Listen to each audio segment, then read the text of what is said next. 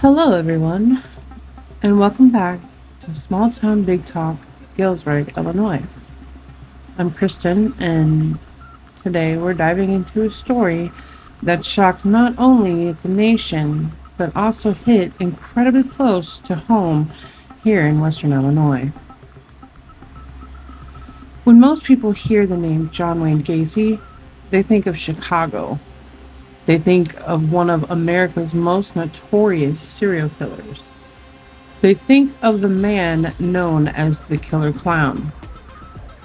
But what many people don't realize is that Gacy's path crossed directly through communities many of us know quite well: Monmouth, Roseville, and even Galesburg. Today, we're looking at a 1978 Register Mail article titled Suspected Killer Worked in Monmouth. We'll examine what local residents remembered about Gacy, how he ended up working in our area, and what people thought after learning that a man they had met and spoken with was later exposed as one of the most horrifying killers in American history. So grab a cup of coffee, grab a drink, grab some food, whatever you see fit, and let's take a journey back to 1978. Before we discuss Monmouth, let's understand who John Wayne Gacy was. Born in Chicago in 1942, Gacy appeared to many people to be the perfect citizen. He owned a successful construction business. He was involved in community activities. He attended social events. He was active in politics. Neighbors described him as friendly, hardworking, helpful, the kind of guy who always seemed willing to lend a hand. But behind that public image was something terrifying. Between 1972 and 1978, Gacy murdered at least 33 young men and boys. Many were buried beneath his home in suburban Chicago. Others were dumped in nearby waterways. His crimes shocked investigators because of the sheer scale of what he had done. At the time of his arrest, he became one of the most prolific serial killers in American history. But before authorities knew the truth, he traveled. He worked construction jobs. He interacted with countless people, including people right here in Western Illinois. According to the Register Mail article, Gacy worked on a construction project at Axline Pharmacy in Monmouth, Illinois. At that time, nobody knew who he really was. He was simply another contractor working on a remodeling project. People saw him carrying tools, talking with workers, going about his day. Nothing seemed unusual. Nothing raised immediate suspicion. Imagine that. You walk into a pharmacy, you see a contractor doing renovations. You nod and continue your day. Years later, you learn that man was John Wayne Gacy. That's exactly the kind of realization many local residents experienced. The newspaper interviewed several individuals who had interacted with Gacy during his time in the area. One was Bill Axline, owner of Axline Pharmacy. Another was Gerald Schrader of Schrader Pharmacy in Roseville, Illinois. These weren't people reading about Gacy from hundreds of miles away. These people had actually met him, worked around him, observed him, spoke with him, and the reactions were fascinating. Many described him as normal, friendly, hardworking. That's one of the most disturbing aspects of serial killers. They rarely look like monsters. If they did, nobody would go near them. Instead, many are skilled at blending into everyday life. Gacy was exceptionally good at it. The article explains that Gacy and another young man stayed at a local motel while working nearby. Again, nothing seemed unusual. Construction crews travel all the time. Workers stay in hotels and motels. They complete jobs and then they move on. Nobody had any reason to suspect the man checking into a motel room would one day become one of the most infamous killers in American history. Think about that for a moment. Somebody may have passed him in the hallway, sat near him at a restaurant, bought gas at the same station, all without knowing who he really was. Everything changed in December of 1978. Authorities searching Gacy's property uncovered evidence of unimaginable crimes. News coverage exploded across the country. Television stations carried updates daily.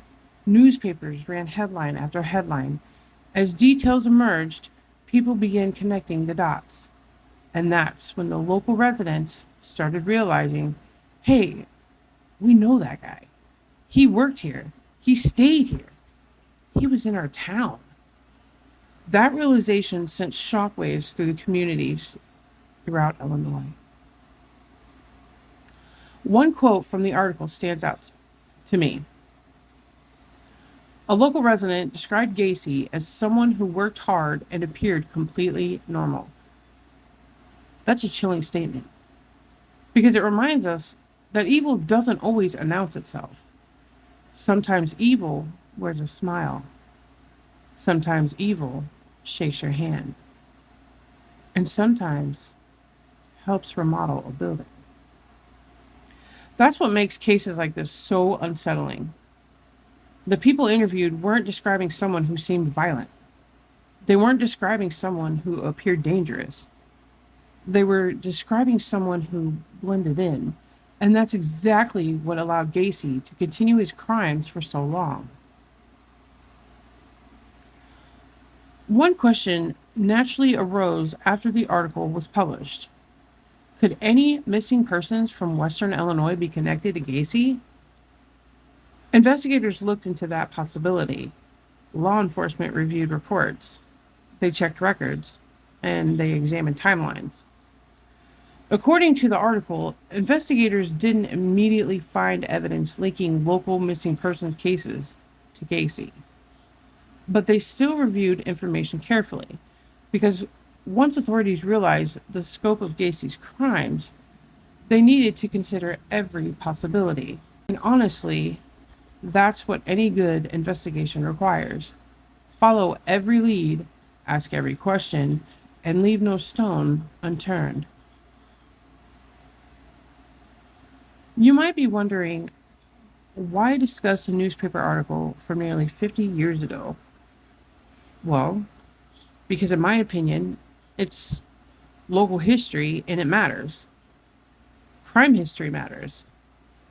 And understanding how these events touched our communities helps us understand our own past. This wasn't just a Chicago story. It wasn't just a national story. This became a Monmouth, Illinois story, a Roseville story, a Western Illinois story. And those local connections often get forgotten. One lesson stands above all others. Appearances can be deceiving. Many people assume dangerous individuals look dangerous. Reality often says otherwise. The most notorious criminals frequently appear ordinary. That's what makes them effective at hiding. Another lesson is the importance of investigative journalism. Without newspapers documenting local history, stories like this might disappear. The Register Mail preserved an important piece of Western Illinois history. Today, because of it, we're able to revisit because somebody actually took the time to report it.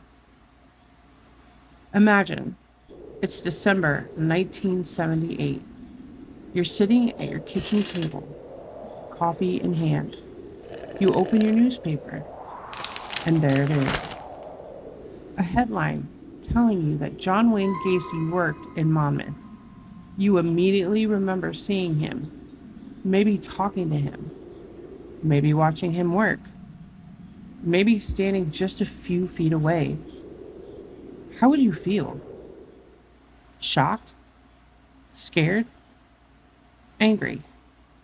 Confused? For me, probably all of the above. That's exactly what many local residents experienced.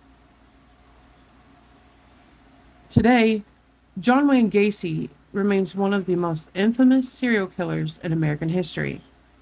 Books have been written about him, documentaries have been produced, podcasts continue examining his crimes. Yet one small chapter of that story happened right here in Western Illinois, guys. A chapter preserved in local newspapers and remembered by local residents. A reminder that even the closest national stories can have roots in our own backyard. Thank you for joining me today as we explored the chilling connection between John Wayne Gacy and Monmouth, Illinois. Have you ever heard family members talk about this story?